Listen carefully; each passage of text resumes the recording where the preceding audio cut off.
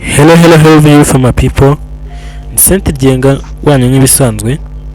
Uyu munsi tugiye kuvuga ku kintu bita amafaranga. Inzira yo gukira ndetse n'inzira y'amafaranga.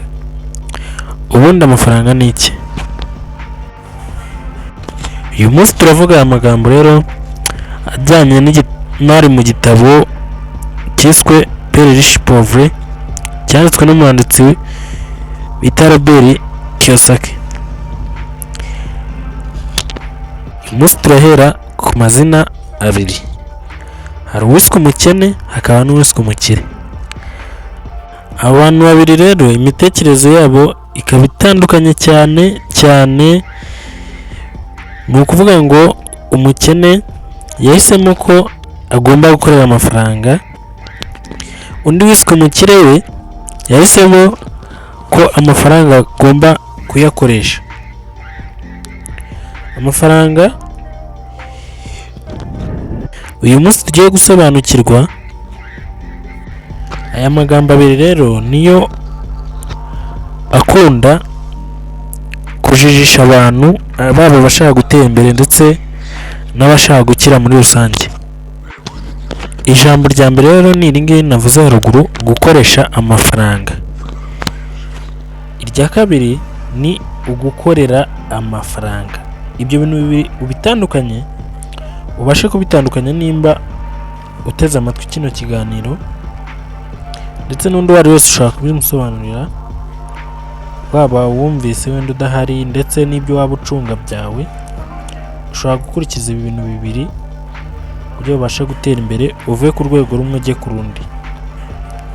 Ni ukuvuga ngo rero imitekerereze y'umukene akenshi usanga ari urucantege.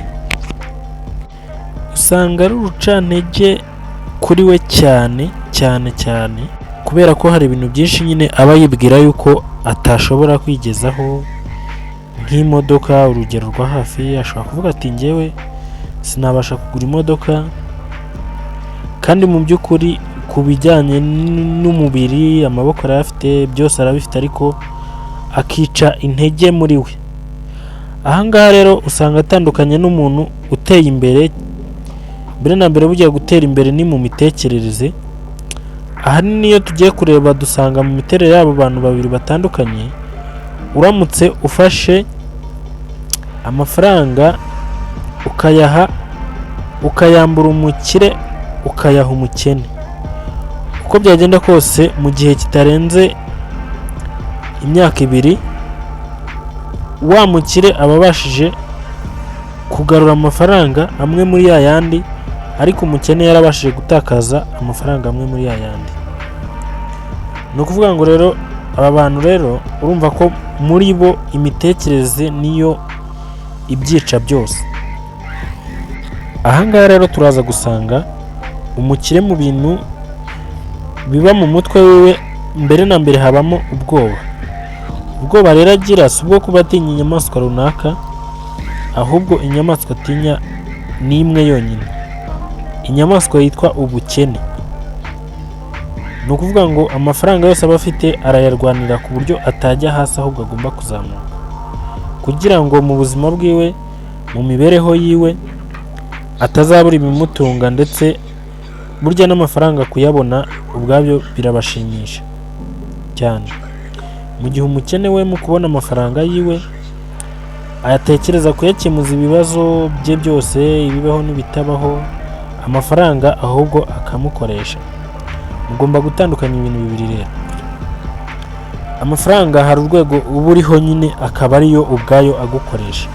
Ni ukuvuga ngo hahandi twavuze ushobora kuba wamushyiraho ikigeragezo nk'utari umuhinzi, nk'utari mubabarire gatoya, nk'utari umutunzi, ukamushyiraho ikigeragezo cy'amafaranga. Amafaranga ye ubwayo aba ari ikigeragezo kuri we. Iyo ufashe amafaranga ukayaha umuntu ukennye mu mitekerereze, uko byagenda kose ubwayo aramwiyicira. Ibyo bintu ndumva benshi mugiye mubizi, kubera ko amafaranga hari urwego aba ariho atatungwa n'uwo ari we wese. Ni ukuvuga ngo rero umukire atekereza ko nyine agomba gukoresha amafaranga. we ntajya amukoresha. Imbaraga ze ntabwo zihuye no gukoreshwa nayo, we arayatekereza akayatekerereza, kubera ko we ayatekereza icyo agomba kuyakoresha, iyo ntabwo amutekereza icyo agomba kumukoresha. Ni ukuvuga ngo inama zihari ku ushaka gutera imbere: zigama amafaranga make mu yo wakoreye angana n'ubushobozi ufite mu kwihanganira ibibazo biterwa nayo, kuko hari abizera ko kuzigama amafaranga menshi kuruta ayo wakoresheje cyangwa se ayo ukoresha bishobora gutuma nawe ukira vuba. Abo baribeshya cyane, kuko bake nibo bashobora kumenya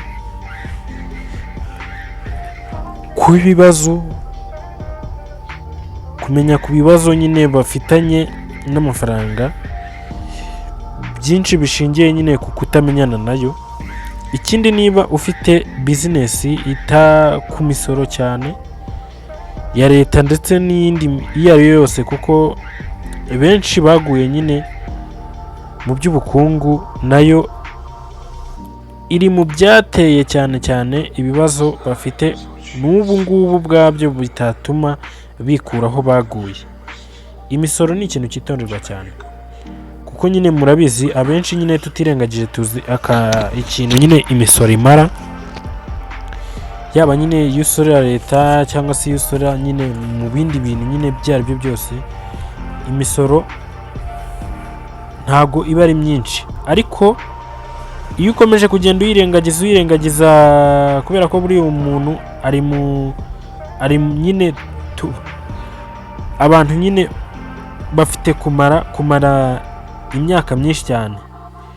Gusa nyine igitabo uba wanditsemo uko byagenda kose ntabwo nyine cyo uko wowe wibagirwa cyo ntikibagirwa, mashini irandika uko igihe aho twatereye imbere. Rero ntabwo nyine wowe nyine ushobora kwibagirwa, ariko mashini zibara imisoro nyine unyereza ntabwo zishobora kwibeshya, zirabara rwose pe, zikabara cyane.